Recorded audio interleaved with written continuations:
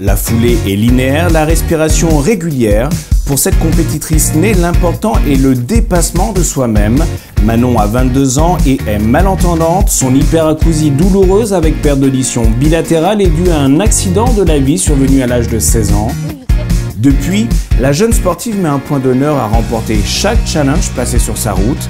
Natation, danse, aïkido, course à pied à haut niveau, la jeune passionnée de raids multisports aime s'engager pour le bien-être des autres. On a développé une partie langue des signes du coup pour pouvoir communiquer ensemble sur les travails de nuit, tout ce qui est compétition où là je peux pas être appareillée et où je dois porter des protections auditives pour une question de sécurité et de confort aussi.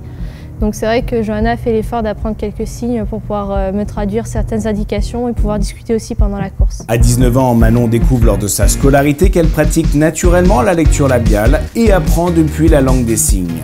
C'est une façon pour moi de me libérer au quotidien. À travers les entraînements, les compétitions, on arrive à se dépasser soi-même, à acquérir un certain mental. À force de concentration, de travail et d'efforts, cet élève ingénieur transforme sa période de stage en contrat d'apprentissage. J'ai rencontré Marc de la Fédé sur un handicapé à Poitiers quand j'étais étudiante à Niort.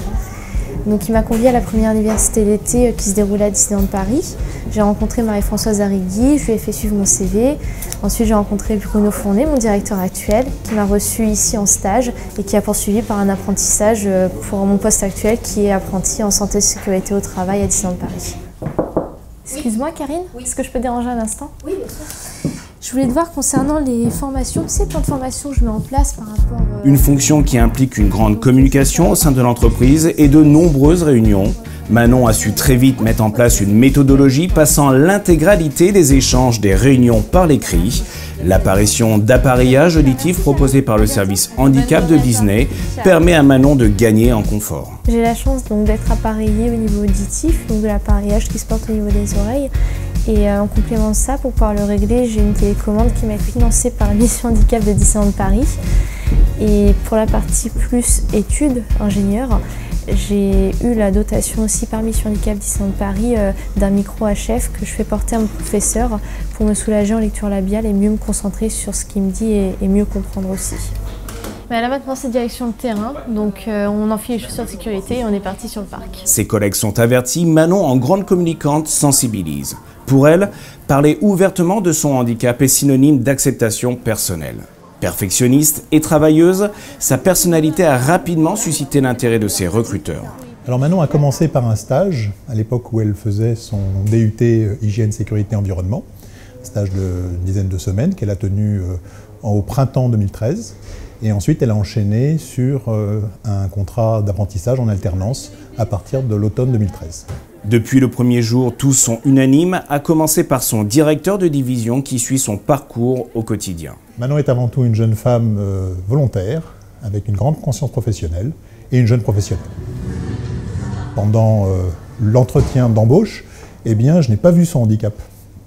Et donc, c'est à la fin de l'entretien que j'ai demandé à Manon, mais concrètement, j'avais compris que vous étiez une salariée avec un handicap, mais je ne l'ai pas vu, donc est-ce qu'on peut en parler? Mais avant ça, je n'avais pas vu de handicap. J'avais vu quelqu'un de motivé, qui était volontaire, qui cherchait à faire un stage de qualité. Et donc, tout naturellement, son profil m'a séduit. Manon bénéficie d'un accompagnement au sein de la mission handicap de Disneyland Paris et de la Fédé. Professionnelle et sportive, il n'a pas fallu longtemps aux deux entités pour soutenir cette même aventure. Nous avons décidé de soutenir Manon bien sûr dans son parcours professionnel, mais aussi en dehors, notamment dans ses activités sportives, parce que pour nous, cet engagement que nous avons signé avec notre 8e accord, cet engagement pour et avec le handicap, ne s'arrête pas juste le soir quand Manon sort du bureau. Nous avons décidé aussi de la soutenir dans ses épreuves sportives parce qu'on a une réelle fierté, puisqu'elle est tout le temps sur les podiums. Donc du coup, c'est très très bien pour nous. Ça fait parler de notre mission handicap d'une façon dynamique et c'est ce qui nous intéresse, cet aspect dynamique du handicap.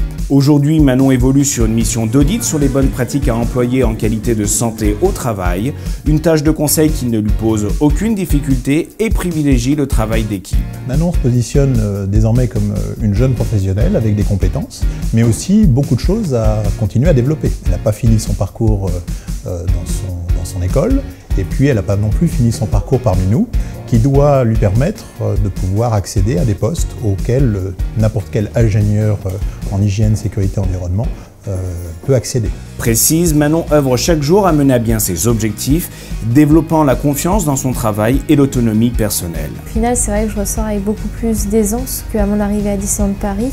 Vraiment un gain de maturité qui, j'espère, va me permettre d'avoir un poste à responsabilité par la suite.